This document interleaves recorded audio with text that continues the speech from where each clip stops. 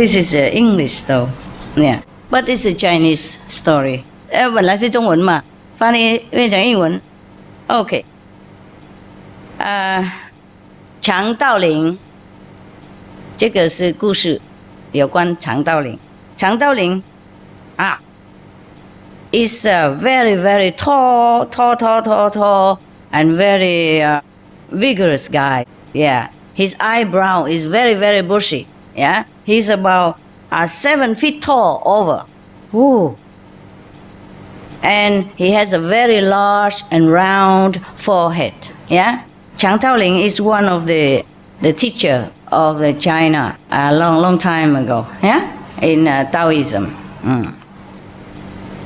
Now, on the right foot, he has 7 black dots that connected together. It looked like the Big Dipper, 7 stars in the sky. Yeah. He has a very powerful and long arms that go all the way over his knees. And his knees is, all down there. Yeah? And his arms, they go all over down there, over the knees. Wow. And he walk with tiger-like powers. Yeah? Very strong. And very fast, like a flying dragon. Right. Before he was conceived, the mother of Chan Taoling dreamed that she saw a giant descending from the North Star. So the Lord of the North Star came to her and gave her a flower.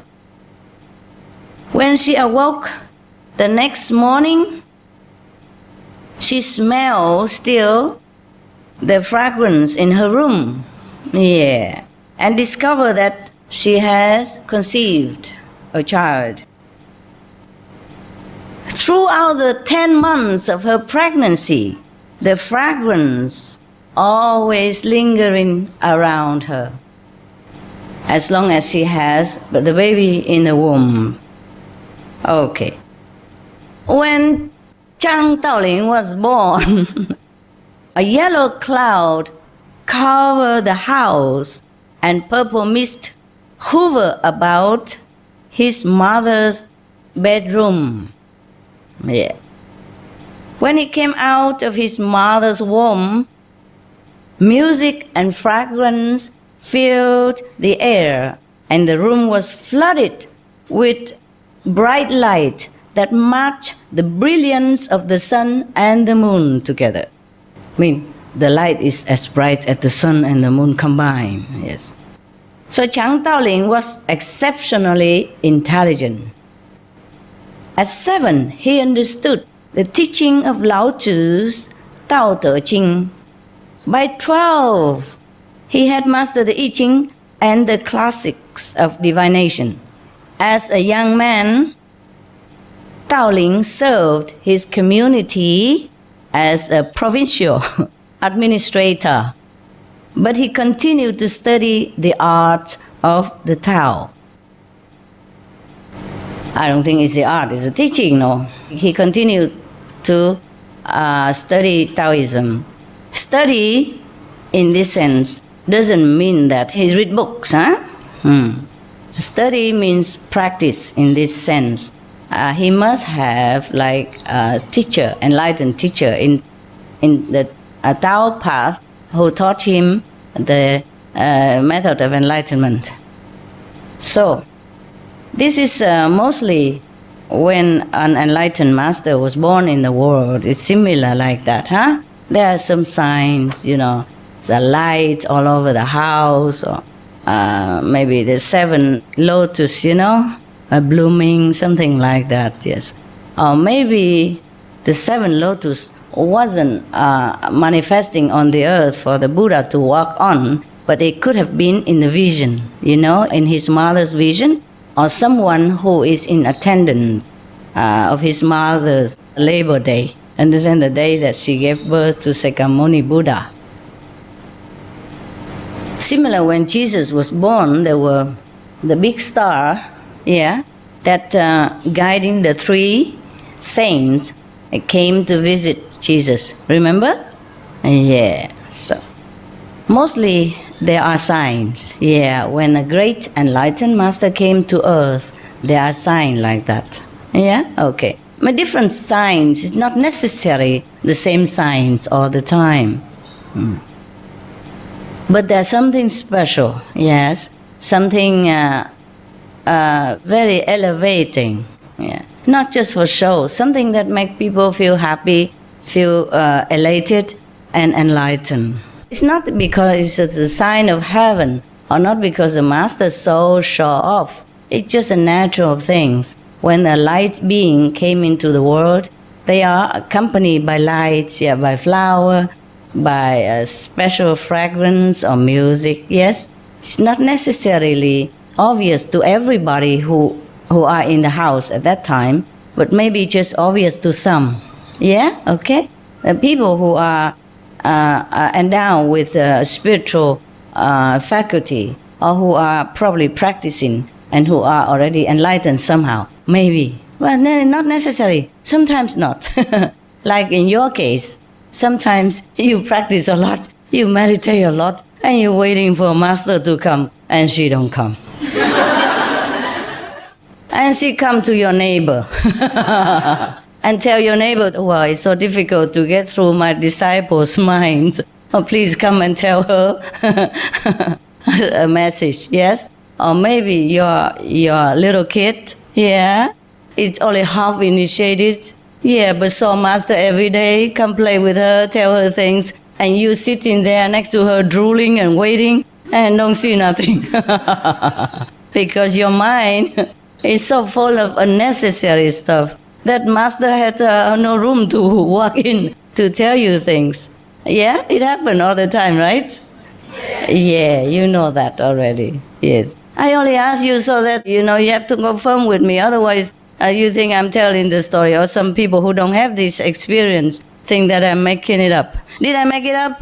No. Yeah, good. It's true like that, huh? And sometimes the master come to the grocery store owner because you go there shopping every day. And you go home and you don't see nothing. You don't hear master talk. So I had to go and talk to the shop owner who didn't expect anything. And then who got it and then tell you, huh? And then you believe more. Yeah. And sometimes you see the master and you think you imagine. Yeah? Is it true or not? But the grocery store who has never met master before, who could not imagine anything, and he has nothing to gain from me, when he tells you, then you know, oh, that's correct. Something like that. Or tell your family member, then they believe even more. Yeah? If you tell your family member, sometimes your family member do not believe if they don't practice the Kuan Yin method. So sometimes it takes stranger to tell people about the message. Yeah? Okay? Right. How? OK， 现在再回来我们这个强盗令那个强盗令故事OK， 强盗令 was very exceptional, intelligent, good manner, and understood everything at the young age already. So now one day, while he was meditating, in his retreat, I told you before. I did not read this part yet. You see, I told you he continued to study Taoism. Doesn't mean he read books from Taoism, but he truly studied with a master and practiced meditation to realize the Tao, not to recite the description of the Tao, but to realize, to be enlightened in the Tao power. Okay, now, so one day, you see, naturally now, look at this. One day while he was meditating in his retreat, I did not read the whole story. Today I didn't have time. I read just a little bit in the front, and then I thought it's okay. Yeah. So now I'm surprised that they even mentioned what I just told you in the front. While he was meditating in his retreat, a white tiger came to his side. In its mouth was a scroll of sacred scripture. Chang Taoling knew that it was time for him to leave the world of politics to pursue the Tao. So he resigned his position as a government administrator, and he became a hermit in the mountains. When the emperor heard about Chang Taoling's retirement, he offered him the title of imperial teacher and begged him to return to the government service. Wow, imperial teacher, the teacher of the king, the teacher of the royal household. Wow. When he forsake everything, he got even a better position. Don't try, huh? Don't try just for that, huh? Don't try to give up your secretary post in the village chief office and then hoping for become prime minister or something, huh? I say, Master, read the story. It inspired me. But the emperor, the king, offered him 3 times. 3 times, Chang Taoling refused. Now, because everybody already know at that time where he meditate on retreat, so he knew that he's not going to have peace staying in that area. So he left and moved to a very, very remote mountainous region of Sichuan. Okay. Over there, the scenery is very, very beautiful and celestial-like. There was a stream that run very deep and crystal water, and the waterfalls cascaded down a beautiful precipitous cliffs. Wow, I wouldn't mind going there. He selected a cave where he could meditate well, learn the art of immortality, and attain the Tao. Immortality. So if we go back there, maybe we still can find him. Maybe he's still there, who knows? Okay, let's go and find him, eh? Okay, here, what does it mean, immortality? Anybody knows? 这个谁都晓得啦，不会死掉。那他还在吗？Huh? He's still there? Because he learned the art of immortality. Is he still there in that cave? Or somewhere in China? Perhaps? Or maybe he immigrated to United States? Who knows? But is he still in the world? All right. So, what is the art of immortality? Yeah? It's the art of learning to know that we are never born and we will be never dead. Yeah? No death, no birth. Because we became one with all things, we became one with the Creator. Yeah, if the creative force in the universe. Okay, now, is it possible to also learn to live forever or very long time? Yeah, for many hundred years or even many thousands of years. It's possible like that. Learning the art of not physically dying is also possible. It just, in this story, it means that he has learned not to fear death. Yeah? He has learned to transcend life and death, and he has learned to became one with the level that people realize that there's no birth, no death, and there's no body to begin with. That is the art of immortality. It's not meaning only that maybe he lives forever. It's not necessary even to live forever in the physical world, because we live forever anyway. The physical body is there just for some purposes, and it's an illusion. And when we practice meditation, during meditation time, sometimes we realize it is like that we don't really have a body. But then when we have still the karmic give and take in this world, then we still need the body. So we came back for a while, and then we go back to heaven and come back to the body and etc., etc. And if you want to live forever, it's also possible. It's just not very necessary. If we want to live long or live forever, we could stay between the border of astral level and physical level. I mean, back and forth, back and forth. We jump like a border, you know? Okay. I don't know how to explain this. There is a threshold between the astral level, which is invisible body. Yeah, after you so-called die, your physical body disintegrate, but you have another body. It looks exactly like your body right now. It's just more beautiful, yeah, more useful, and doesn't go old, yes, and perfect condition. For example, you lost your arm, one arm here, yeah, or your nose is switched on one side like this, huh?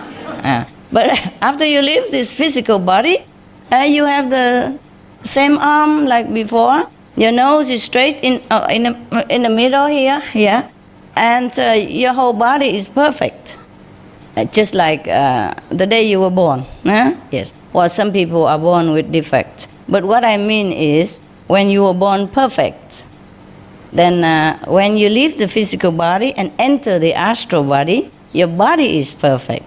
And you will not feel immediately the difference between your astral body and the physical body that you have left behind. Except that you saw that, hey, how come it looked like me laying in there and who are me here? You know? The people who do not practice the Tao, yeah?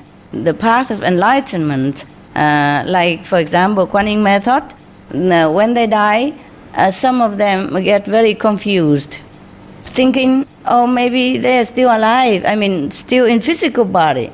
That's why some ghosts, so-called ghosts, linger next to the physical body or inside the house that they used to live, trying to get back the possession of whatever they have left, you know, like in the house, yeah? So sometimes if somebody go in their house and use their stuff, you know, they get angry, sometimes they throw tantrum, and if they're strong enough, they even manifest themselves into physical body for a few seconds or a few minutes and scaring the whole household, you know, and everybody goes screaming out, there's a ghost, there's a ghost. Yeah, that happens, okay? That happens. Or they came back and, you know, even though they cannot manifest into a visible body, they would make trouble, you know. They try to throw out things in the house or rattle the doors or moving the chairs and breaking the furniture and the bowl and the plates and all that, or rattling the cooking pot and all that, make a lot of noise and scare people, yes. Because they are still very confused. How come nobody hear them? How come nobody talk to them? No, how come his wife is already kissing somebody else? Yeah, this is terrible for him, yeah? Okay. And because they don't have the physical body anymore, they are very sensitive to all the feelings of the people around them. They can travel fast from one city to the next, you know, in a few seconds or in no time at all. And for them, space and time means nothing much. So they can appear anywhere very quickly. And also, they can see everything. You see? They can feel everything. Like if you're crying for them, they feel very sorrowful. Yeah? For example, if the husband just died and the whole house is still crying for him, yeah? The wife or the children and all that, they're crying or even not crying. Their heart feel broken because husband just died, father just died. And this non-practitioner's soul will hang around them and trying to hug them, comfort them, and talk to them, saying, I'm still here, I'm still here. But the family member cannot hear them. Well, some people hear. Yeah, some family member can see them. I mean, this is rare. Yeah, it's rare. But it happened. So they were very, very frustrated and confused. So they just feel very, very sad and suffering, and they don't understand what's going on. Because they still feel like when they were still in the physical body, and they don't understand why everything is so changed. And nobody would talk to them, and nobody would even recognize they're standing nearby or hugging them. Just ignore them completely like that. For them, it is very confusing and frustrating. So most people, when they talk about immortality, they think in that way. They think, okay, I live forever in this physical body. But it's not always the case, yes? We, the practitioner, if we have to go, we go. Yeah. We have seen many better planets, yeah? Better level of heaven during meditation. We wish to leave this physical body and go there as soon as possible. So it's no problem to us. We all prepare, yeah? And we will not linger to this physical planet. If we are high-level practitioners, we know there are better places to go. Fine. Some people are not yet on a high level, of course. They still are very attached to this physical planet. But the people who do not practice, when they die, they're confused like that. Yeah? Okay.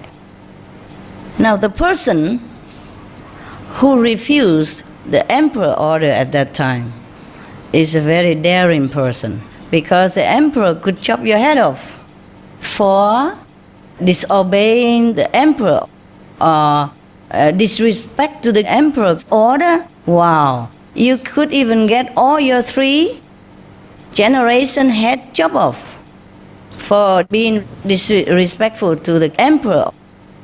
But this guy, he's so brave. Maybe he didn't have any family member anymore anyway. And also maybe he knew it, yeah? And even he knew the emperor respectful to him and might not do the chopping head stuff to him and his family members, but he still run away to another place. Yes, who knows? It's safer to to run away from secular power. From the beginning of the time, we always have problem with the power of authority. Anything that is not conformed to the social tradition or religious belief at that time would incur problem, for the person who practice it. Yes. So he ran away somewhere else, and there he found a beautiful scenery place to stay and practice. And then he attained the Tao. What does it mean, attaining the Tao? Achieve enlightenment. Good girl. Okay, achieve enlightenment. Good. Right. So he had attained a great part of enlightenment, I guess. Yeah? Not just enlightenment, but a great part of it. The great part of wisdom. Okay, now, Tao Ling stay in his cave, in this mountain that he had chosen for many years, until one day he heard the cry of a white crane. He knew it was a sign that he would attain enlightenment soon. Yeah, he mean a greater enlightenment, huh? Yeah, or maybe perfect enlightenment. What meaning when he hear the cry of the crane? Mean his enlightenment will come to him soon? What does that mean? Is that the real crane that cry? No. What is it? The inside sound is similar to the sound of the crane. Remember the sound I told you? Many sounds that indicate enlightenment? Yeah, okay. So he heard one of these sounds, and he knew that he's getting more enlightenment now. Or maybe at that time he began to get enlightenment, okay? Beginning, all right. The sound of the crane is not the highest, is it? Is it? Okay. So now a year later, when he was stoking the fires of his furnace to incubate the dragon tire elixir, the red shaft of light appeared and illuminated his cave. This is another mystery. How can you keep stoking the fire and then the shaft of a light would appear, just a small red shaft of light would illuminate your cave? What does that mean again? Inside light. The inside light, yes. In the old time, people say something like that. Like in India, the master likened the elixir of enlightenment to a cup filled with intoxicant wine from the divine. Yeah, okay, fill my cup with intoxicated elixir. It doesn't mean the real cup, yeah? And it doesn't mean a physical elixir. It means the inner realization of blissfulness. Okay, good. Right. Now, they are talking in mystery here, but we understand, right? Because we practice the same method. Or else nobody would understand this. They would think it's a physical fire that he was playing with. Yes. And they would think that the red shaft of light, just a small red shaft of light, would illuminate the whole cave. This is nonsensical, physically speaking. All right. So another year went by, and a white tiger and a green dragon came into the cave and sat by the side of the cauldron to protect the elixir. So people would think he has a pot where he was cooking the elixir for all these years. And the white tiger and the green dragon did really come, sit next to the pot of elixir, the potion pot, and guard it. So up to present times, even when I was younger, I always heard something like, okay, the Taoist people, they cook the elixir potion in a pot, and then they can attain immortality. It's always like that. How about you? Did you hear the same stuff? Yes. Yeah, that's it. Yeah, this is a great misunderstanding. They're talking in a parable, and only they themselves understand it. Because in the old time, if you ever leak out that you are a Taoist, a practitioner, and you are enlightened and this and that, then maybe you get your head chopped off. Or you get, harmed in some way. Many masters have died tragically, yeah? Because they dare to say that they know the Tao, that they see the Tao, or they see God, or they see the inner realms of heaven. Even if they tell the truth, the society, most of whom do not understand what they're talking about, and most of whom cling to the established order of religion, would never believe it, yeah? So they accuse them of witchcraft, of black magic practitioner, of harmful devil worshipper, whatever, because they cannot believe such thing can happen. They would believe that these kind of people, they are just cheating, or they try to get money by boasting that they are enlightened, something like that, and they are harmful to the innocent and light-hearted believer, and so on and so forth. And also the established order of religion are also fearful that all their followers will come and follow this enlightened person, which is already happened at that time, or whoever. The master at that time would attract a great crowd of all different faiths and different religious order, come to their side and practice the true religious enlightenment, yeah? The knowing from within, the kingdom of God inside, the Buddha nature in you. So anyway, so they have to say that, okay, I'm still cooking, I am still brewing my pot of elixir, and now the tiger and dragon came and protect my cauldron of elixir. Then people understand that, okay, they are stabilized now in their practice, and they did not lose their level. Because sometimes you could have a glimpse of a higher level, but you lost it next day, and you come up and you lost it. And one day when you stabilize yourself in one level, no matter what level that is, that I have told you at the time of initiation, when you are stabilized in that level, and then you can move to the next soon. You see what I mean? So the dragon on one side and the tiger on the other side, that means, okay, I'm stabilized. Yeah, I'm cool now. Yeah, and I will continue further. Or maybe he meant that this person is already completely enlightened, attained the 5th level already, and he knew it already. But he only can tell it to his master, yeah? Or maybe in a gathering of close disciples, he tell his master, then everybody knows that he attained the Tao. He attained the 5th level, the highest level that the human being can attain. So now, finally, another 3 years passed, and since he heard the voice of the white crane, the elixir was completed and he became an immortal. Ah, yeah, this is what it is, of course, yeah? He became completely enlightened, right? Right now, completely enlightened. So that's what it means.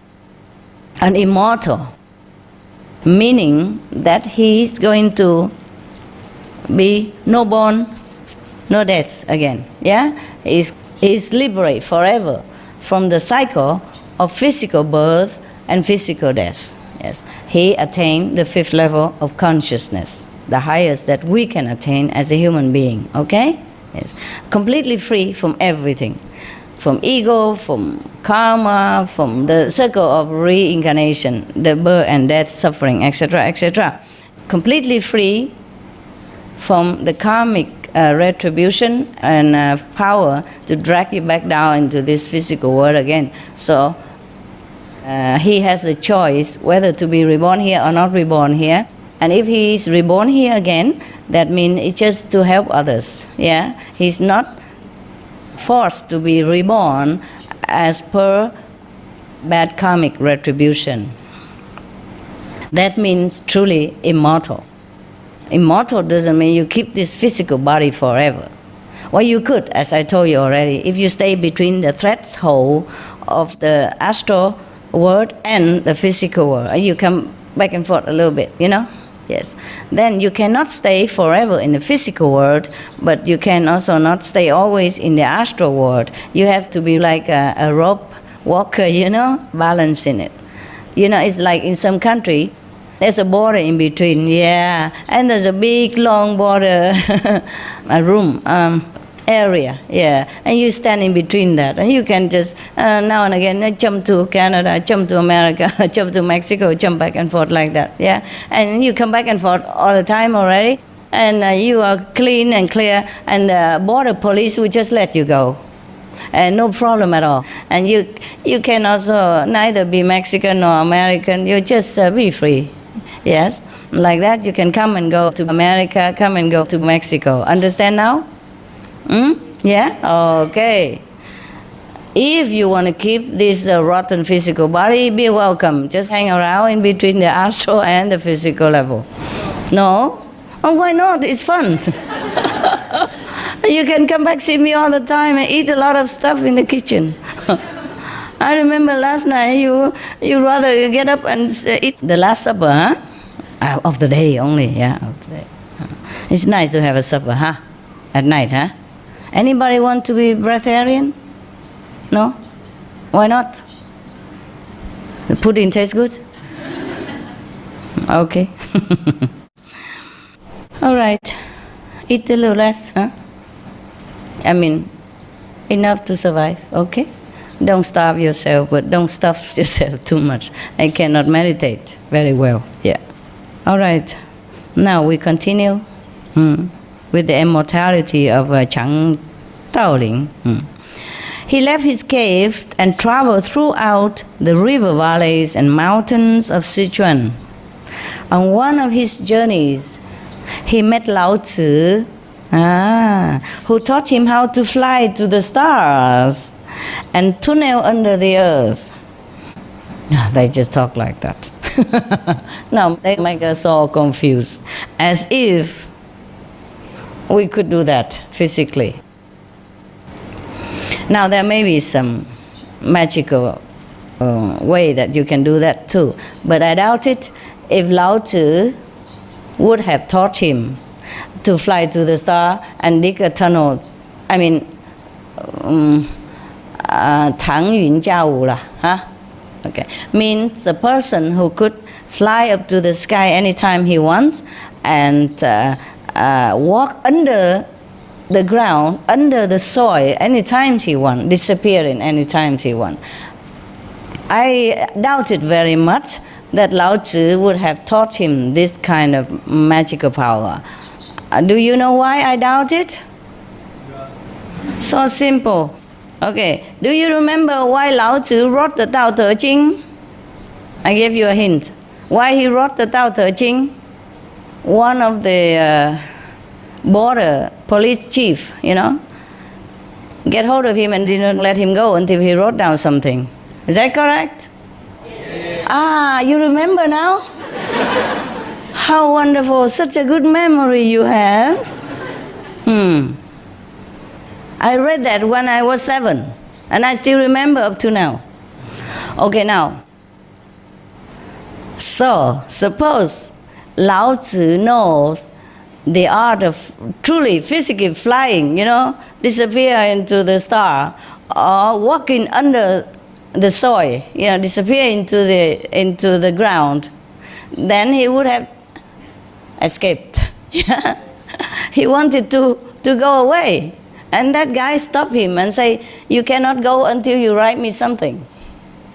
So Lao Tzu had to stay there, a prisoner, and wrote the Tao Te Ching, finished, and then the guy let him go. Do you understand me? Yes. So what does it mean now? Fly into the stars and walk under the earth anytime. It doesn't mean your physical body can do that. It doesn't mean your physical body can do that, correct? So what does it mean? We could do that, right? When we meditate, we left the physical body. Sometimes we even see our physical body sitting there. Yeah? And then we fly up to wherever the master takes us, yeah? And then even master sometimes take you, go down under the earth, or go to hell, visit hell people, to help somebody, and to show you because you want to go to hell. Not because you like hell, but you want to prove that hell exists. Okay, so sometimes master even take you there.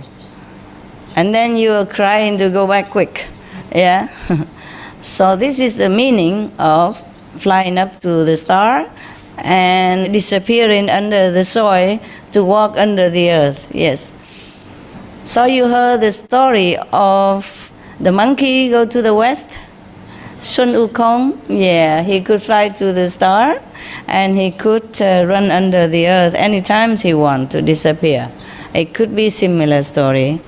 This person has not reached the complete enlightenment, but he could go visit places like that already, yes. But even though he has attained so much power like that, visit hell, visit heaven anytime, he still has to pay homage to Xuan Zhuang.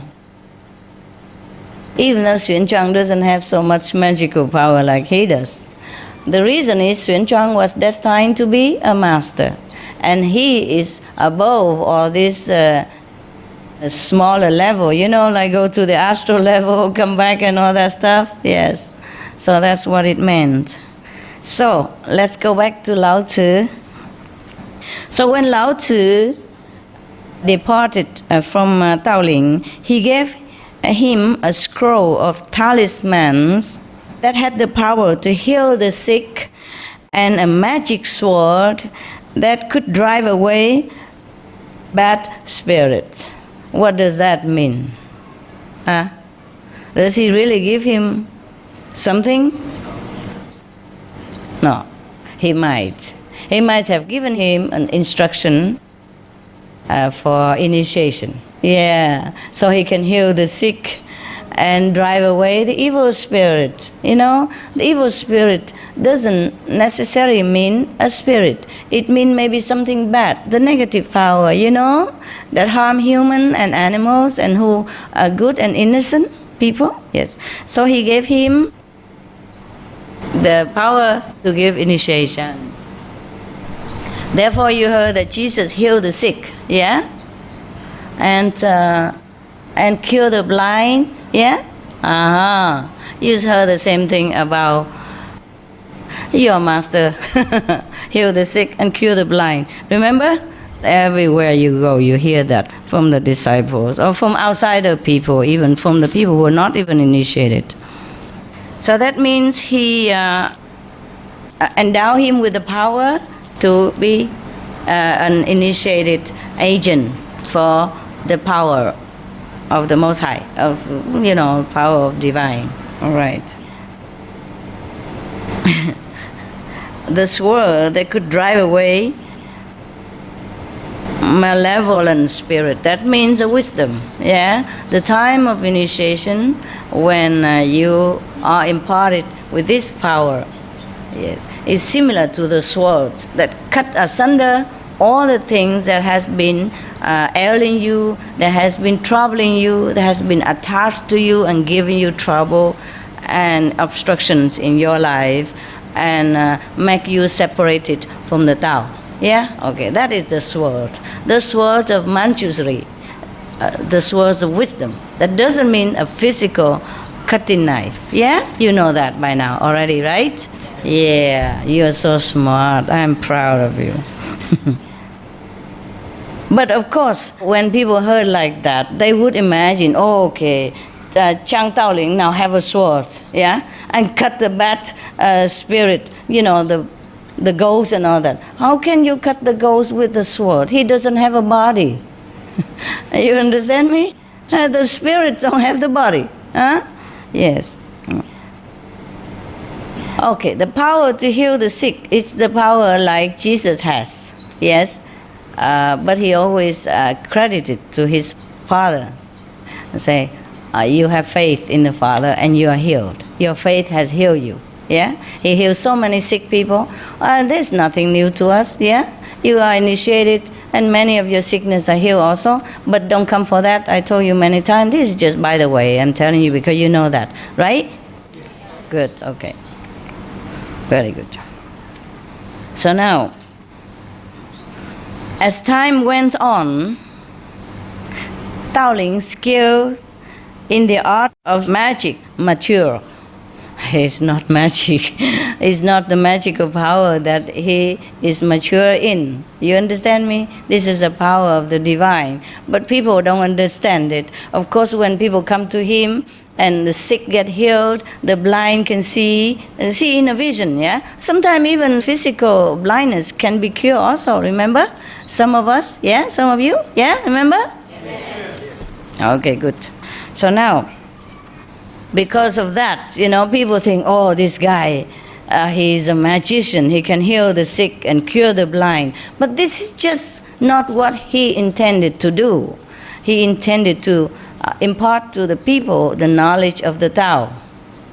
So now, Lao Tzu probably has given him the instruction, the authorization to initiate people.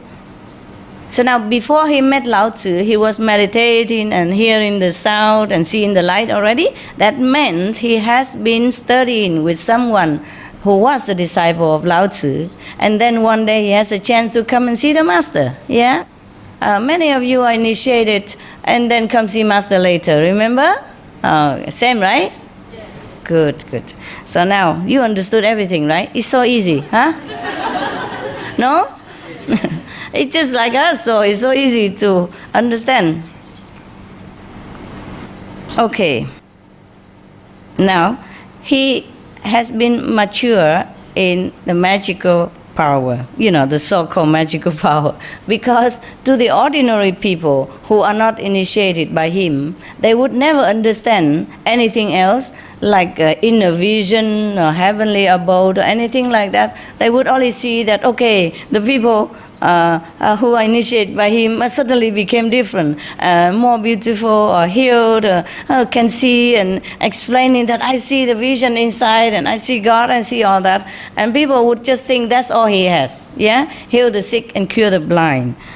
Because he also don't dare, in any case, to say anything more to the outsider people, except the trusted one, the one who come to him for learning the divine power, yeah? The power of yourself, the kingdom of God, the power of the Tao. So people can only see the outside, the outward manifestation of the Tao, which is not even a fraction of whatever you can have or whatever you can know if you are initiated by him. Yeah. Okay, so anyway, you understood. Soon he could make himself invisible or change himself into any shape he wished. He could hear and see over great distances and could call down rain and snow. He could heal the sick and drive away evil spirits. You see, his fame spread far and wide, and people called him the celestial teacher, for they believed that he was an immortal from the celestial realm. Okay, now, doesn't this sound familiar to you? Yes. Why? 为什么讲他可以那个到处都有那个无所不在那个 Anybody who can explain this to me? Think about it. Answer me later. Okay? I'll see you later.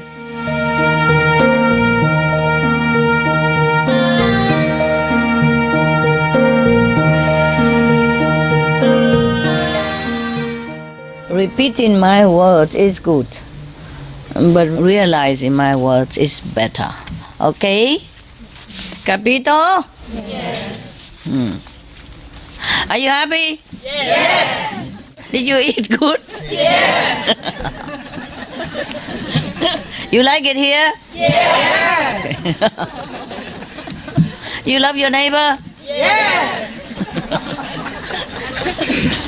Good. Who's your neighbor? Okay, I know. Good. Oh, okay, we continue with this story, hey? Yeah.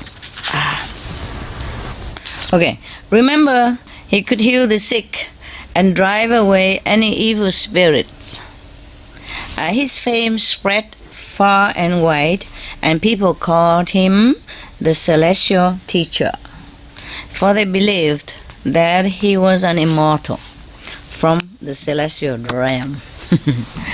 Region, huh? Okay, fine. Now, let's see what else is here. When the 6 evil spirits were wreaking havoc in Sichuan, Lao Tzu appeared to Chang Taoling and told him to return there to capture the spirits and bring them to judgment. Taoling secluded himself for 1,000 days to prepare for this encounter. Now, secluding himself, what does he do, secluding himself? Meditate in solitude. Meditate alone or meditate maybe with a companion too, but purely for reinforcing more of his powers. Since he has been walking around and appearing everywhere for initiation, maybe he has worn out, some of his power. So this is a great job that he has to do. You see, the 6 evil spirits conspired together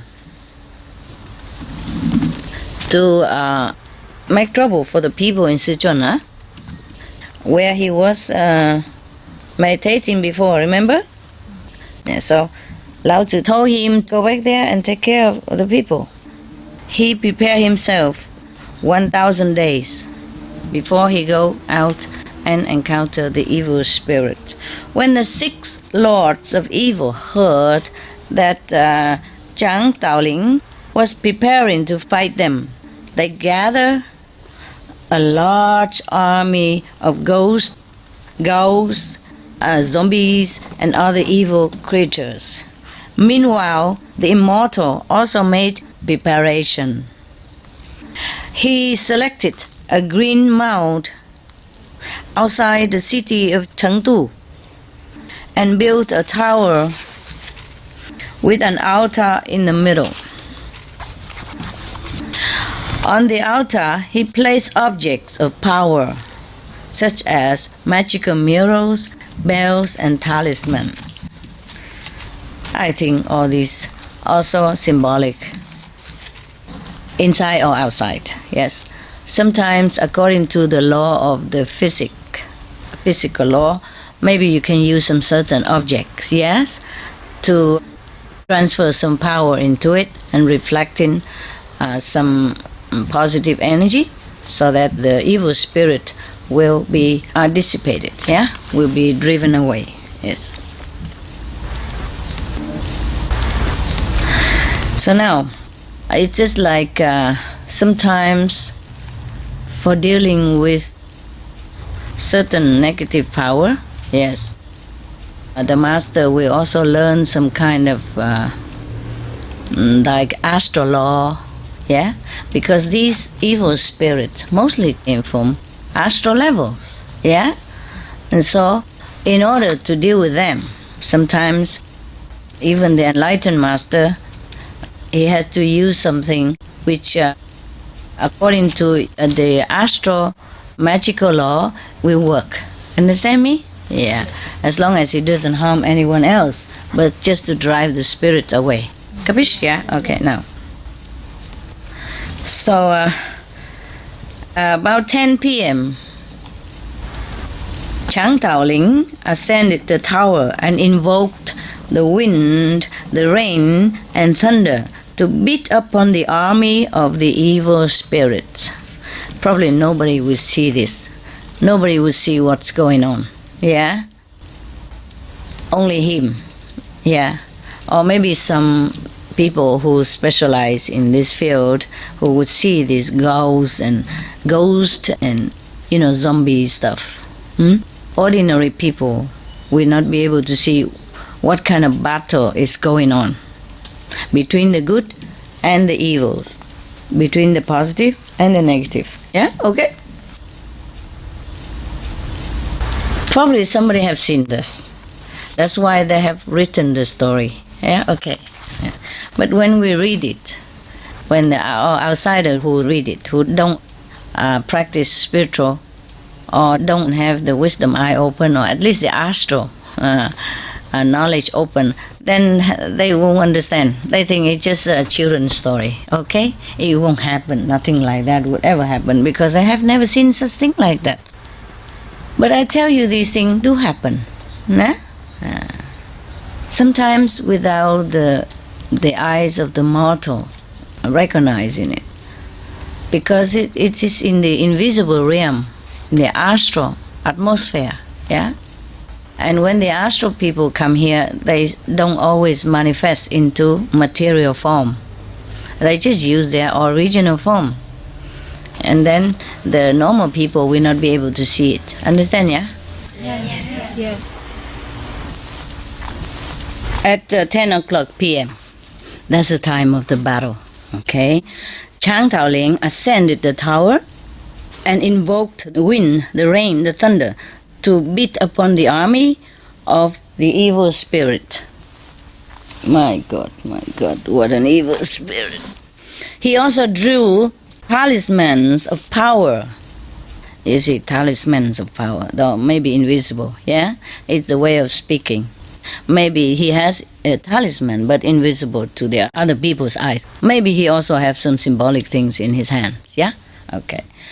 And called on the celestial deities to fight the evil forces. Yes, the lords of evil sent flaming spears and arrows to hit Chang Taoling. But none of them could harm him. Phew, scary, huh? As the deadly missiles flew toward him, he waved his swords of power, and they were transformed into lotus flower. Have you seen anything like that somewhere? No? Well, some Chinese people saw it. These things are abstract, but they do happen. These are invisible things, yeah? If you listen to some of the CD or DVD of old time when I was in Taiwan, yeah, some Chinese recount some of that. Yes. Some people might have seen it, but not all. Yes? And sometimes when you see like a big typhoon and all that stuff, it's not necessarily a natural phenomena. You understand me?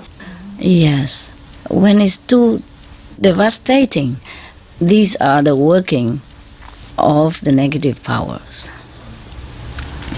But the thing is, sometimes the negative powers also succeed in destroying some things. It's because of people bad karma. And sometimes the positive power has to also give in as a fair play. You understand me? They cannot exceed more than what they should do. Yeah? Or sometimes they do, but then the people, bad karma is still such a force. So that force is even helping the negative power. You know what I mean? Without people knowing it. It's like putting petrol into fire.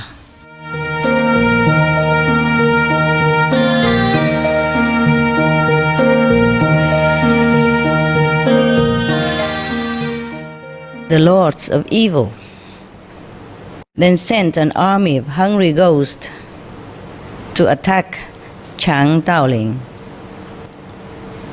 But when they reached the altar, when the hungry ghost reached the altar, want to attack Chang Daoling, the immortal drew a talisman, and all the ghosts fell on their knees and begged for compassion.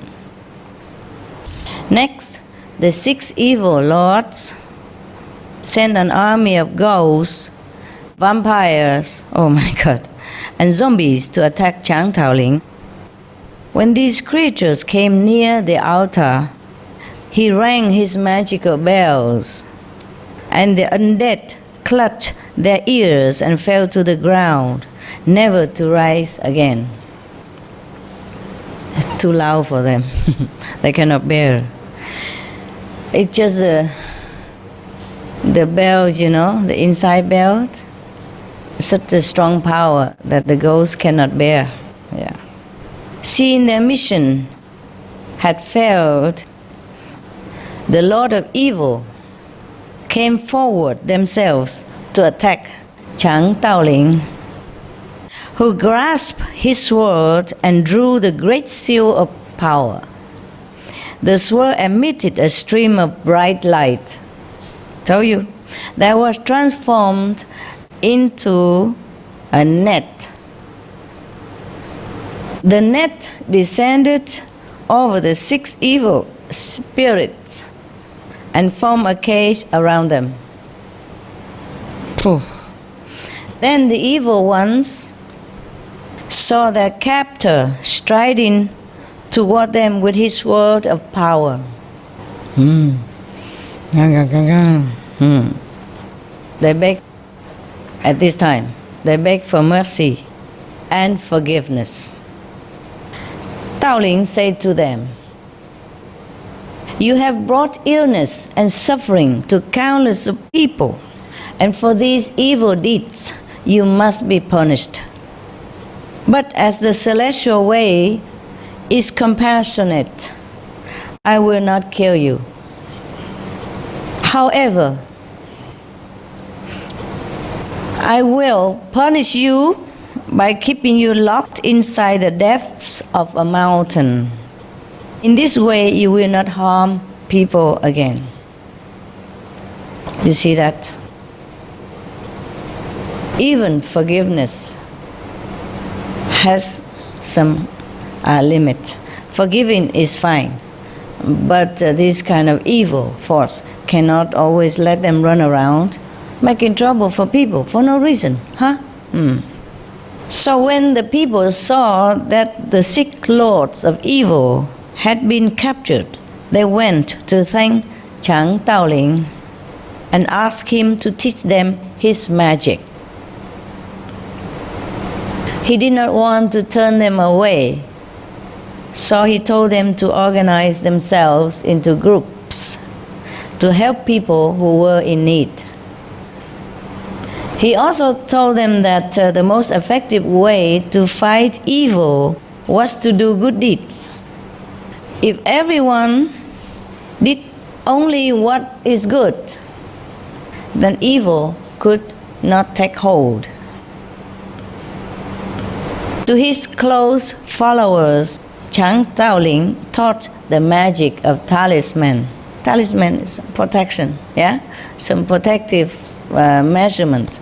It's not necessarily an object or something, or like something to wear, not necessarily like that. So he teach them the magic of talismans and told them to always use them and use the power of this magic for good, never for evil. On the day he ascended to the celestial realm, he left the sword of power and the great seal to his son and trusted him to teach and lead the followers of the celestial teacher's way. I just give him the mantle of successor so that he can continue his way. That's what it is. You remember, huh? You have to keep the 5 precepts, even though you have great power. You've been initiated and you know that many things happen according to what you wish even. But still, we have to keep it within the limit of moral standard and virtues. We cannot use this power to anything that is no good. Yeah? Even if you do that, you will be punished manifolds by the Lord of Karma.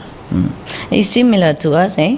Yeah, similar that we have to fight evil with good deed. Yes. All right, the story finished, and thank you.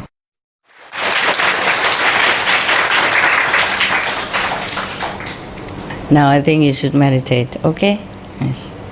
And if you have to go home, go in peace, okay? And go with God's love. Continue whatever good deed you're doing and will be doing, and more all the time, yeah? Lean on virtue. Use virtue as your pillow. Use God power as your protection. Yes.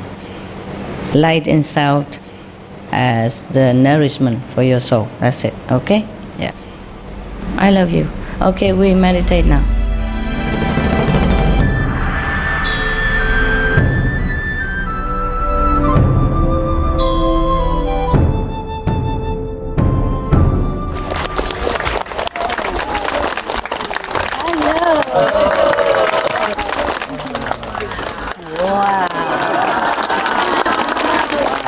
Fantastic. Beautiful. You know,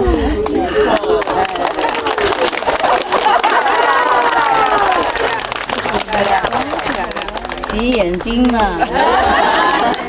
for you to wash your eyes.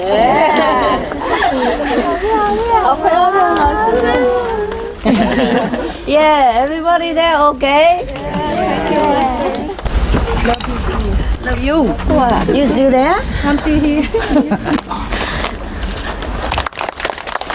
Oh, you can see me, huh?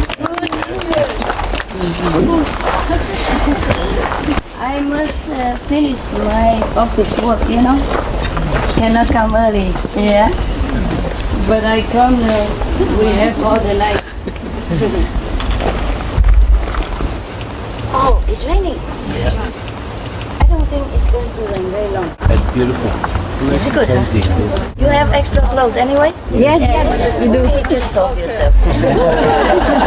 Cool, huh? Yeah. It won't last long. I think not. You know, I don't have much time for my family. You are my family. All of you my family. The whole world is my family. Sorry I couldn't come earlier. I had so much office work waiting. My dog's my bird usually. We spend a lot of time together, sleeping together, hug and all that. And now, you know, I have very little time. No time for napping together and all that. So whenever I'm home, you know, a lot of love, you know, playing around together and snacking a lot, and they get fat and then I go and then they come back. They lost some weight and I come back get fat again. It's okay. I take all my office work, you know. and I sit together in the kitchen, and I'm working, and they're playing, and I watch TV, and now and again they come and snuggle, and I pat, and then continue work. One hand work, one hand pat, and they take turn to come. I'm very polite. When one had had enough, or the other one pressing behind, say, "Come on, get over it, You've been there too long, man. It's a long queue here." And then he run, even though he still want to stay. I know that. Also, they take turn to come, and then I work in one hand, and another hand I pat them, and they're also okay. Yeah. Just the birds are more difficult, Dogs are more natural. They run around you all the time. Birds are more difficult.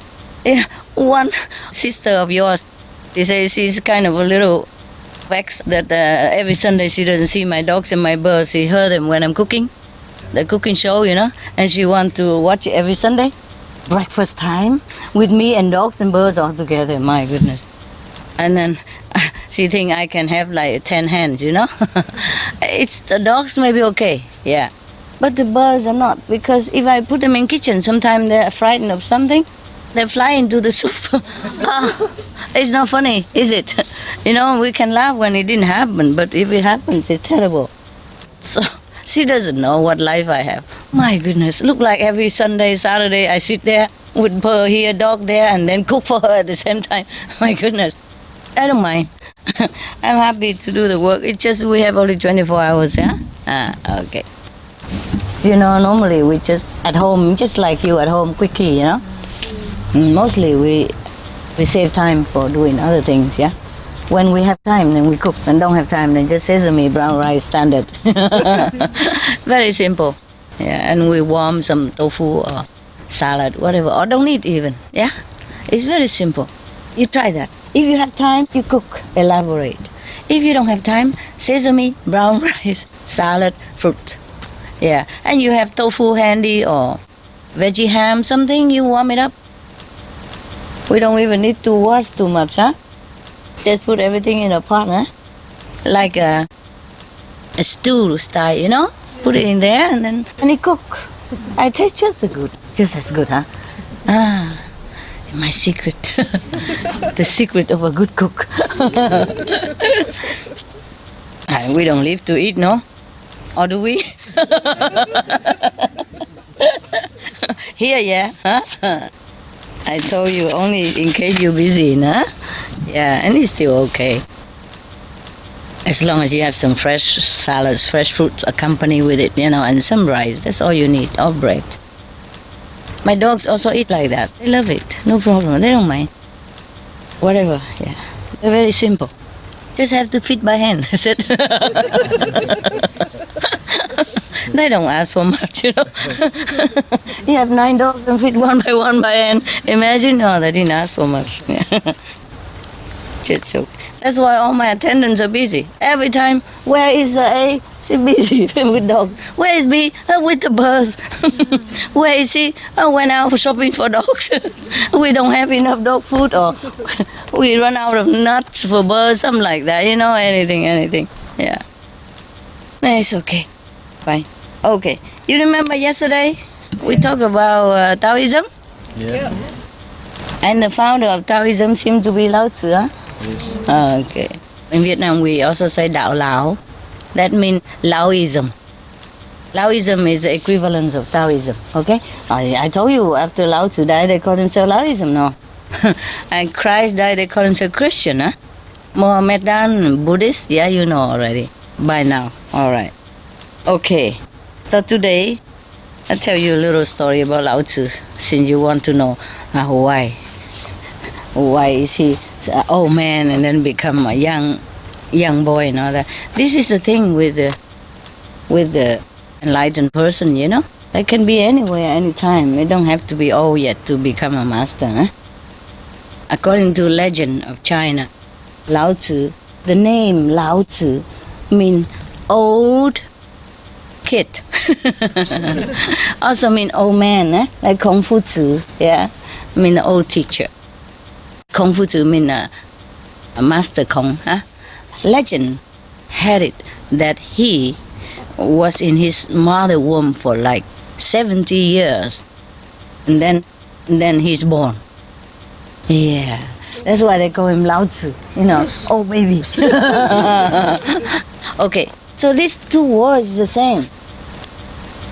Either Tzu as a teacher or Tzu as a kid, a child. So maybe because he's so old and he's still a kid, so they call him Lao Tzu, mean old kid. Huh? Okay, I guess. Now, the legend had it that he was staying in his mother womb for 70 years plus and then come out, okay? That probably explains why yesterday, remember the guy met Lao Tzu as an old man that came to his town, remember? And then he said, oh, later, so and so years, you come back to such and such town and you find a blue ox. And then once he found the blue ox, what did he find also? Young. A little kid. Yeah, a young master, remember? He said, my young master loved this blue ox very much. That young master is just kid, but because he's working for that family, so they call him also master. Eh? Yeah. So I'm not the only master, so don't worry about it, okay? The name doesn't matter, the name. All right, so now maybe even before he was born, he was already a master. I go in there just for the purpose of teaching his first disciple. Yeah, and then he disappeared. Yeah, he just appeared to go there for a while to teach him. Meanwhile, he was still in the celestial realm. He has not come down to reincarnate yet. You see what I mean? That's why he says, and so year, and you go to Sichuan and look for a blue ox. And because he would know at that time he will be reincarnated again. See what I mean? Or maybe at that time he is already old, yeah? And he taught his only and first disciple. And then he left the physical world, and then he knew at what time, what day he will be reborn again, and where. So he told his disciple, go there, you meet me again. Yeah. But when he came there, he saw a little kid. But then a little kid transformed into an old man. Perhaps that's why they call him Lao Tzu. Yeah, a little old kid. Because his name actually is Li Er, you know? 那个儿就是儿子的儿哈，小鹅的鹅哈，耳朵，哎呦，不怎么好听。大概他修观音法门，所以要强调那个耳朵吧。Okay, so his name is Li Er, and the sometimes is sound like little baby also, or a child. But I asked them whether that character is written as a child or as a ear. So they say it's an ear. 耳朵, yeah, mean your ear, yeah, and 女儿 mean little kid, yeah, or my child, my daughter. 儿 mean child, yeah. So they say it's written as an ear. I say, oh my God, it's not very nice name. But I say, I guess maybe because he practiced Guanyin method, so they mention the ears for the sound, you know. Maybe it's destined to learn or to teach Guanyin method, so his name is already earmarked like that. So that we don't mistake, okay? So people don't mistake at that time. So his name is Lao Tzu, you know. Perhaps because of that event, yeah? Maybe because of that transformation in his house when his first disciple came, yeah? Suddenly he transformed himself into an old man.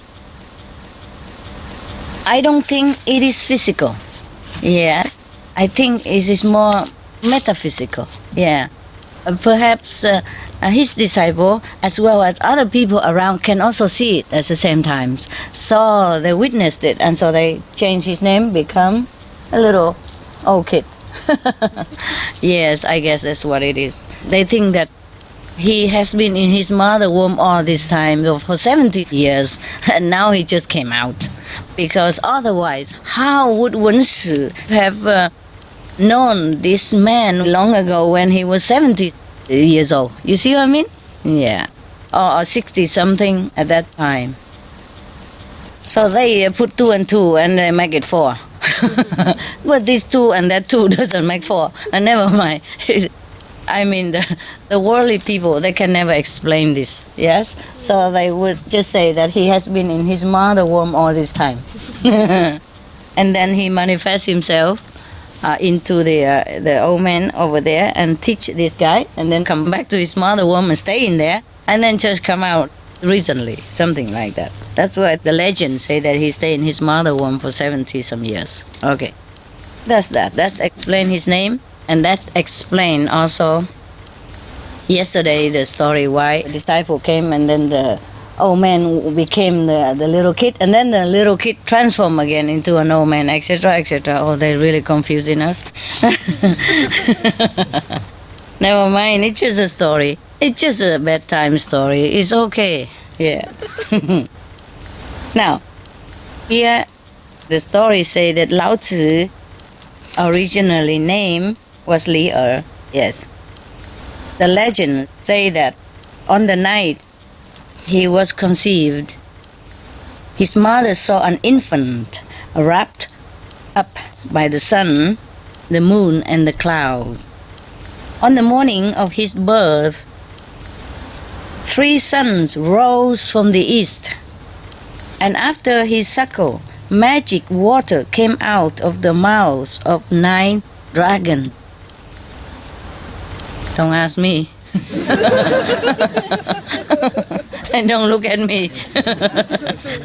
I am wondering just like you. I'm wondering what is it all about. That's one impressive baby. Very impressive. Just like the Buddha, when he was born, there's 7 lotus, bloom under his feet and he walk on it. Wow. Yeah. No need midwife, nothing. He come out by himself and he walks here. That's also impressive baby. We have some impressive baby in the East. And we didn't hear such thing in the West, huh? Okay. Even in the West, if people have such story, they would not write it. They think, just nonsense, no such thing. The Eastern people, they, more diligent. They write out whatever happened, huh? And you believe it or not is your problem. Why not, hey? Yeah, you just tell the truth. People believe or not believe, doesn't matter, right?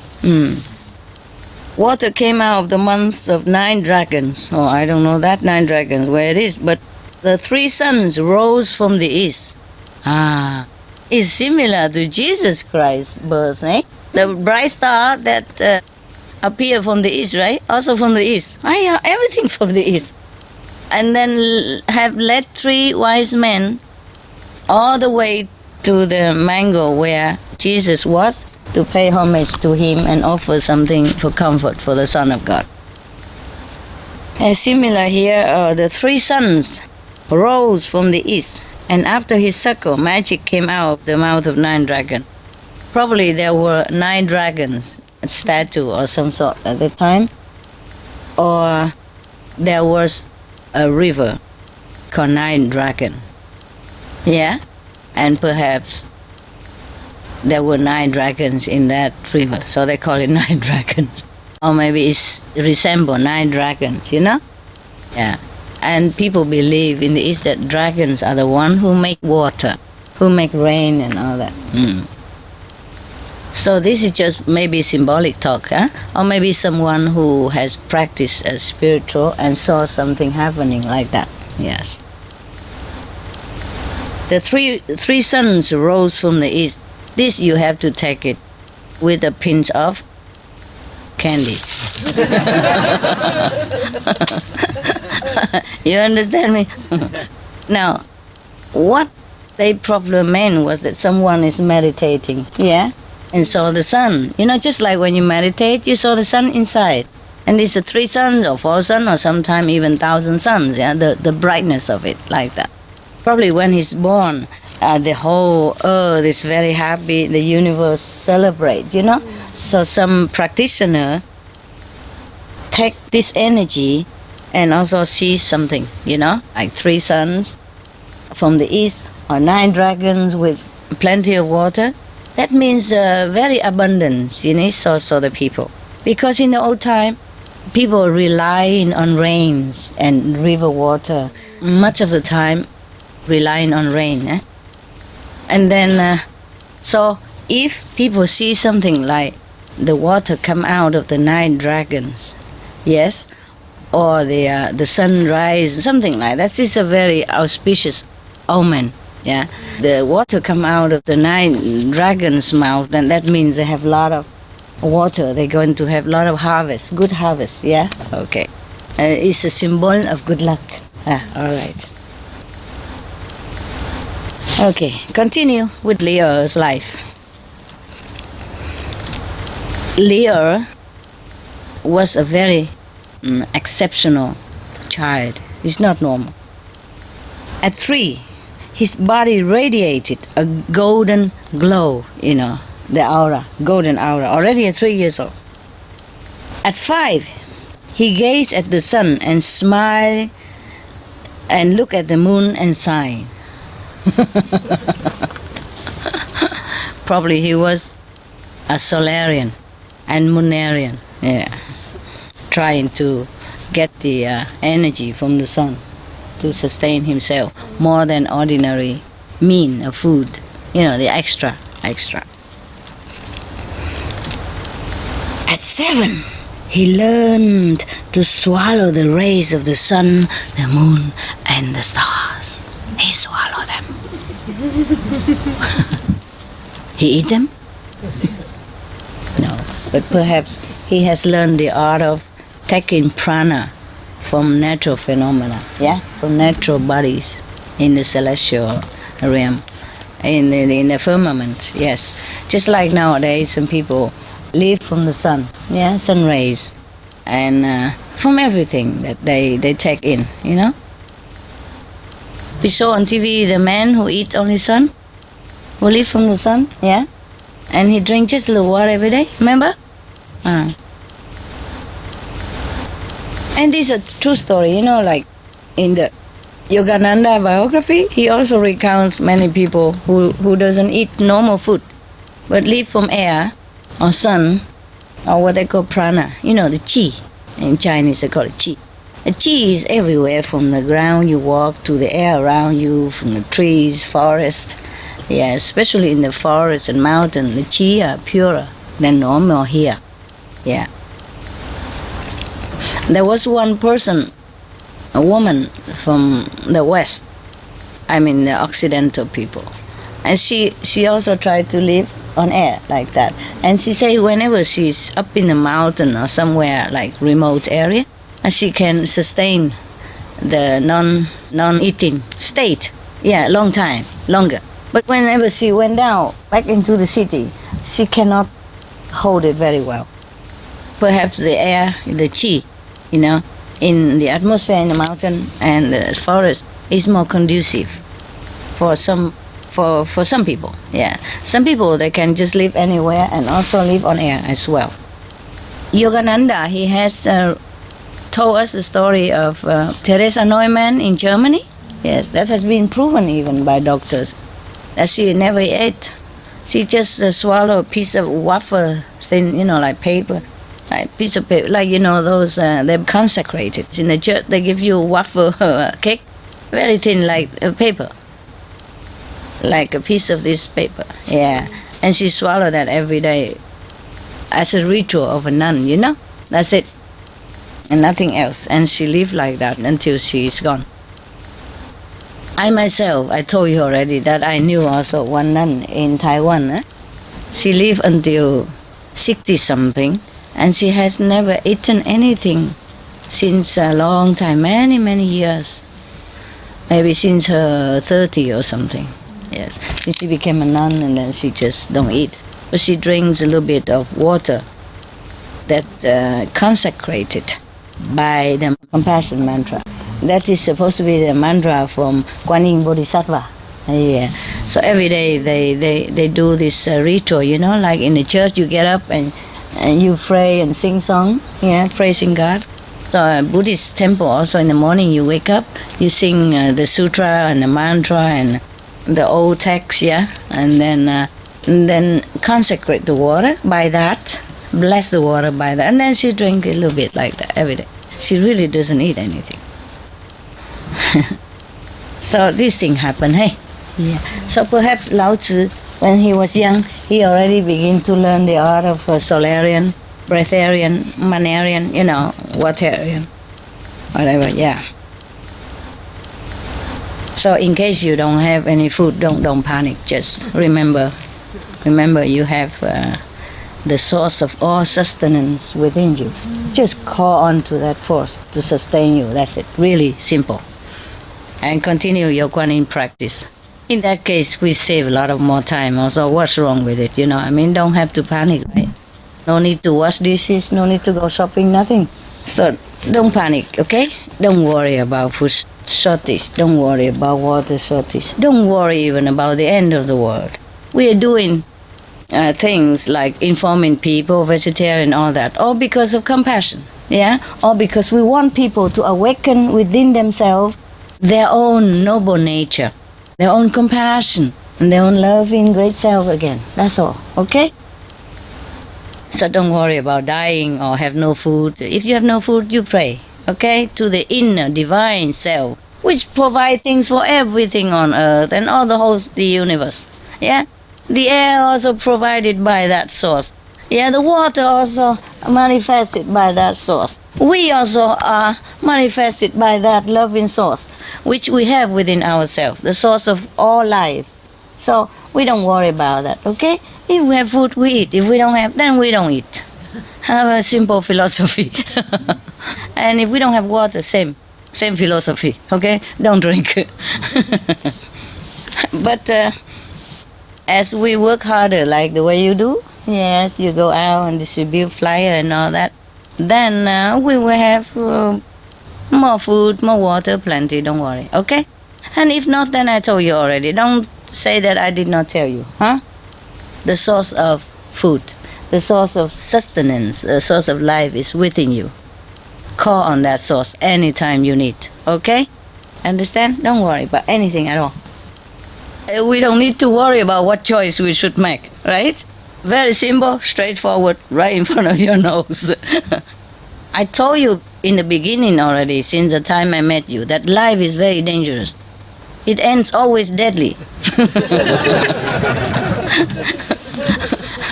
There is such a game like that, nah? Okay? Some people, they go do some very dangerous game, like jumping with parachute from the cliff, and 6 people, but only 5 parachute, and the other one have no parachute. So they risk their lives just to see who die. Can you believe that? Oh, why there's such a sport like that? They just want to show their macho. Why so hurry like that? At the end, we die anyway, huh? No need jumping rope, no? You know that sport, right? Some place it exists, yeah. Well, a secret, but I'm telling only you. No, I read it on newspapers. Some people are bored, so bored. They have to go out and find something exciting and suspense to do, Because they know, all of them know, that one of the bag has no parachute in it. So when you open it, you just fall down. You know what I mean? And other 5 will have a parachute. One of the bag is just no parachute. It just look like, but there's nothing in it. So you pick your choice. It's your problem, You don't have to. And they sign the name. Okay, I'm willing to die in case. Something like that. Huh? Oh, look at her face. It's not you. Why worry? I hope you don't choose that. Yes. Well, some people choose to die like that. Some people choose to die in different way. Try again till his turn comes. Who turn? Well, these 5 people tried. No. It's not that. They all jump together at one time. Oh, right. Yeah, and they take whatever assigned to them. And the person assigned also doesn't know which one. This is kind of a lotto, gambling with your own life. Some people like it like that. Maybe they bet with each other, or maybe they just want to die. They don't have excuse, so I do that just in case they die naturally. It's easy. Well, people have their choice, okay? Now, we go back to the Lao Tzu, Lao Tzu. He's not ever interested in becoming an official in the court of the king. He doesn't want to really work for the government. So he went to the library to work as a librarian. There he can read a lot of ancient texts and study the Tao, the Dharma, yes. You must know only the Imperial Library have it. Imperial Library, they have all kind of books, rare books, yeah? Old textbook from maybe different scriptures from the old time, a rare collection, yes. So if he works there, he had access to all these rare texts and he can study to his heart content. If he's a poor man, he could never afford so many books. You know, he cannot buy all that himself. Even if he has money, he cannot buy all that. Yeah, the king has priority, you see, put in a library like that. And you must know in those times to have a book is something of the great possession, because they don't use machine like nowadays to print text. They carve alphabet, they carve words into stone tablets or wood, yeah? And so they do it one by one like this. So the process of printing is very laborious. And if you want the book, I guess you have to wait for a long time, yeah. Therefore, if you can have access to the Imperial Library, that is very lucky and it's wonderful. So he loved to study those anyway. So he worked there. At that time, the lord of that area is Liu An, yeah, and he has a palace, of course. And one day, 8 old men, went to this palace and asked for an audience with this lord, the prince. Maybe one of the prince. You know, prince, but it's like a lord of the region, you know? It's not like prince in the palace, son of the king. It's not necessary like that.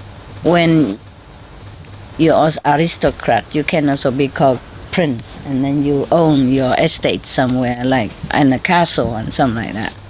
So the 8 men, very old men, appear in front of this castle and ask for an audience with the prince, Liu An. The guards at the castle look at them with this kind of eyes, you know, maybe half eyes, only one eye. I don't know how, but it seems like not a very normal eyes here, you know, as the way it's written, and said to them, "You want to see our Lord, huh? You better have something to offer him, do you?" So they say, what is your Lord desire? So they say, okay, there are 3 things that our Lord, you know, they call him, is very interested in. The first thing that he liked to learn the art of longevity. The second thing is he wants to meet the scholars of extraordinary status, yeah, scholars, well-learned scholars. The third, he would like to recruit retainers who are experts in the martial arts. I mean those kung fu master, eh? All right. You are all old and weak. And I told you they look with different eyes, didn't I? You are old and weak. What can you offer to our Lord that you come here bothering us? When the 8 old men heard this challenge, they laughed, and they said, "We have heard that the Prince, the Prince of Wainan is a generous man and does not judge people by appearances.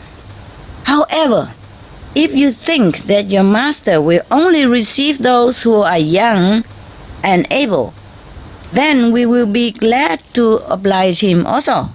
Yeah. Oh, the hidden muscle somewhere, huh? Immediately, the 8 old men transformed themselves into handsome, strong, tall youths. Wow, I'd like to see that happen one day in front of my eyes. Remember the joke I told you? A little naughty joke? No? In a church, the pastor said to his congregation that today the church especially needs extra money. If anybody who give like $3,000 into the plate can choose 3 hymns for that day. So the old woman right in front gives $3,000. And then the pastor asked her to come up and say, okay, now you can choose 3 hymns. And he said, I want him, and I want him. The 3 handsome hymn. Okay. She should have come and learned with this, amen. Okay. Oh, immediately the guards knelt on the floor, begged for forgiveness, and ran to inform their master at once that their 8 immortals had arrived at their gate. Yeah. Liu An quickly went out and to welcome the visitors, and who by then had transformed back into old men already. Old men, aren't they busy? Huh? Why don't just keep one form, huh? And transform back and forth. Confusing us. All right. The prince also knelt down on the floor, bowed to the men, and said to them, it is an honor for me to receive such distinguished guests. So that night, Liu An prepared a big feast to honor the 8 Taoists. During the dinner, one of the old men stood up and said to the prince, we see that you are sincere in your pursuit of the Tao. Each of us has a specialty that he can teach you. One of us can command the elements, make rain and change the course of rivers. Another can move mountains, tame wild beasts, and summon spirits and ghosts. Phew. Are you interested? No? Me neither. Nowadays we just use the cat, the bobcat, right? The crane. Simple move mountain. Another can hide the movement of armies and make them appear at different places at the same time. Interested? Nah, we don't want war anyway. Another cannot be harmed by fire, water, or weapons. Another can create and craft anything he wants. Animals, plants, or inanimate objects. Another still can see impending disasters and is skilled in the arts of longevity and immortality. Wow. Interested? No? Okay. Good boy. Good girl. Another can transform dirt into gold and lead into silver. Oh, that's interesting. If I had no one like that, who could tell him transform this place into a bigger place, or transform all this pepper into gold, and then we can buy a bigger place. Yeah, then all of you can stay forever. Every day just transform in pepper and go out shopping. We don't need to work anymore, right? We use the pepper to buy tickets and send you all over the place to inform people about vegetarian diet, then come back in no time. I need somebody who also can manifest aeroplane or UFO. We come and go, eh? Okay. Another still can fly in the sky and tunnel beneath the earth. This is typical of those magical power at that time. Yes. They talk about flying in the sky and tunnel under the earth. They love those stuff. Yeah. Of these skills, which one would you like to learn? Your Highness. So Liu An, the prince, replied to them, all I wish is to be able to predict catastrophe and live a happy and long life. Oh, he didn't want much, huh? What would you like to learn? You say all of them, right? How can you learn them all? Even 8 of them, each one only can master one kind of art, not all of them. You know why? Take long time to learn those things. I just go out, pay a few $100 and then get the bobcat and the crane, and then they do it fast. All this you take long time to learn. You understand? Years and years of practice. And have to continue all the time, otherwise you forget. You lost the power. So Liu An spent 9 years. I told you. Liu An the prince spent 9 years learning from the old man and eventually succeeded in making the pill of immortality. Where is he now? You see what I mean? Huh? Immortality, I guess, is not physical. Hey? Yes. And all the things that they were talking about here, I guess, is also not physical either, yeah? It's just like when we meditate, we feel like we fly in the air. Yeah, we do fly. And some of you went visit other planets and come back tell me a lot of stuff. Or some feel like you went into the earth or went to hell, even visit somebody, your friend or whatever there, and came back, yeah? So, and some also can move mountain and move the rivers and all that stuff. These things do happen without you even doing anything. If you're a practitioner in the time of need, any miracle can happen to protect you or to help you in a special situation, huh? When you need it, when you truly need it. All right, so he's succeeded in making the pill of immortality. I guess that means that he have transcended life and death. Yeah, he has learned the art of meditation, and he became enlightened already. Yeah, he will not be reborn again with the karmic burden. All right. So, however, on the day that he completed his apprenticeship, his son was killed accidentally by one of the emperor's secretary during a sword fighting practice session. Oh God, this is terrible. Fearing that the lord of Huainan, mean the prince, would sentence him to death, the secretary told the emperor that Liu An was plotting a rebellion. So, the lord of Huainan is Liu An. Yeah, the prince of that region as Liu An. But his secretary killed his son by accident, and the secretary worried that Liu An would kill him. So he went to tell, of course, the emperor of the country that Liu An is plotting some coup d'etat. Yeah. Instead, so that the emperor will go and capture Liu An and family instead, so Liu An cannot kill him. You see? Oh, terrible, man. That evening, the emperor issued an order to arrest Liu An, of course. And the old man said to the prince, "You should leave the palace immediately." Before the emperor sent some guard to capture him, the old man already knew it. Yes. So he said, "This is a warning from heaven. If you tarry, you will be captured and executed." Liu An heeded the advice of his teacher immediately.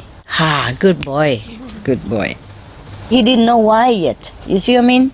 And the old man doesn't say nothing much. Just say, if you stay here, you will be captured and killed. Being a good disciple, he did not need explanation. Good disciple don't need explanation. They just listen to their master. Period. Right? Whatever the master say, they know it's correct. So he did not ask further. He immediately listened to his master and escaped. So he went to his laboratory, took a pill from the cauldron, the immortality pill, and swallowed it. Yeah. So in his hurry to leave the palace, he knocked the cauldron onto his side and scattered the remaining little pills all over the floor. Before the pills could be picked up by the servants, they were eaten by the cats and the dogs in the household. So you know what it's like, huh? Cat dog became enlightened, huh? So when the emperor's soldiers arrived at Liu An's palace, he was nowhere to be found. The officer questioned the townspeople, and they told him, "Oh, we saw the Lord of Huainan," mean the Prince Liu An, "floating up in the sky with cats and dogs flying with him together behind him." It's a very funny story. Yeah, that is the end of the story.